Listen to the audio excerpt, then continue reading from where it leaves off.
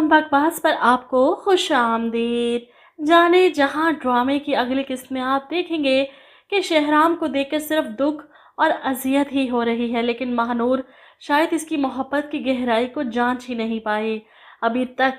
इसीलिए तो जब इसने कबीर पर गुस्सा उतारा, इसकी बदतमीजी का जवाब दिया, तो महानूर अंदर आकर शहराम पर नाराज होने लगी।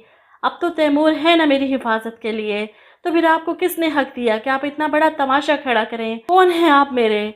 शहराम नजरें झुकाए महानूर की बातें सुन रहा है और जवाब में कहता है, महानूर, आपका और मेरा कोई रिश्ता हो या ना हो, लेकिन मैं आपका मुहाफिज था और हमेशा रहूंगा। इधर सैलाब का खतरा टलने के बाद जमाल साहब को अफसोस होता है कि एक दिन की बात थी, शहराम तो हीरो बन गया गांव वालों की नज़रों में, लेकिन फ़िलहाल वो इमदाद के नाम पर जितनी डोनेशन इकट्ठी कर चुके हैं, इसके ज़रिए अपनी इलेक्शन कैंपेन अच्छे से चला सकते हैं।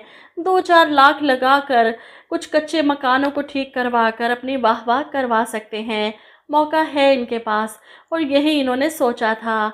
वहीं दूसरी तरफ आप देखेंगे कि शहराम भी फैसला करता है कि इस बार जमाल साहब को जीत कर इस गांव के मुस्तकबिल के साथ खेलने का मौका नहीं दूंगा।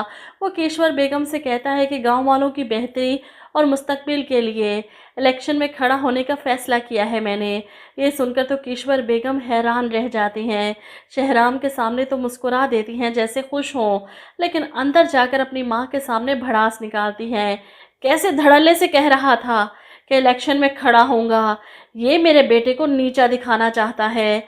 वहीं दूसरी तरफ जमाल साहब को जब शहराम के इलेक्शन में खड़े होने की खबर मिलती है तो वो घबरा जाते हैं, इसलिए तबरेज़ को बुलवा कर इसे शहराम के खिलाफ भड़काने की कोशिश करते हैं। शहराम ने मजाल है कि कभी एक मौका भी हाथ से जाने दिया हो तुम्हें नीचा दिखाने का।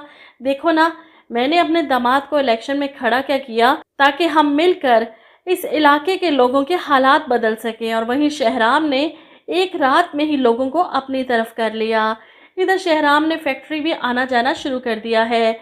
यहाँ पर फैक्ट्री के वर्कर्स से शहराम को तबरेज़ की हरकतों के बारे में पता चलेगा कि वो आजकल किन चक्रों में है।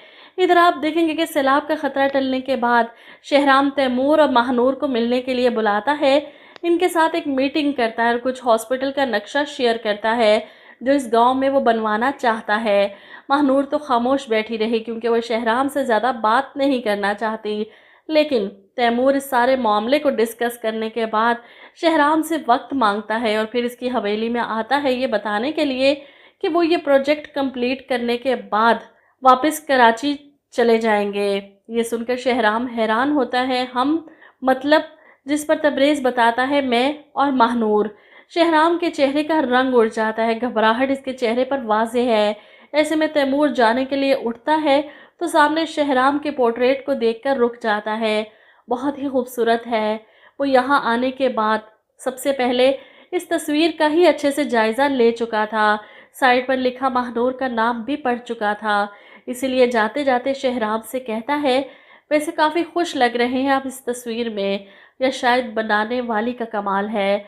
अब जब तक तैमूर को खुद एहसास नहीं होगा कि वो दो चेहरों की मुस्कुराहट ख़त्म होने का सबब बन रहा है, शायद वो बीच में से हट जाए। कुछ अब्दुल को भी कोशिश करनी चाहिए अपने शहराम भाई की खुशियों को वापस लाने के लिए। और वहाँ महानूर है जो कंप्रोमाइज़ तो कर रही है, लेकिन इसका दिल चीख चीख कर इसे कह रहा है वो शहराम से दूर गई तो मर जाएगी, और शायद वो भी।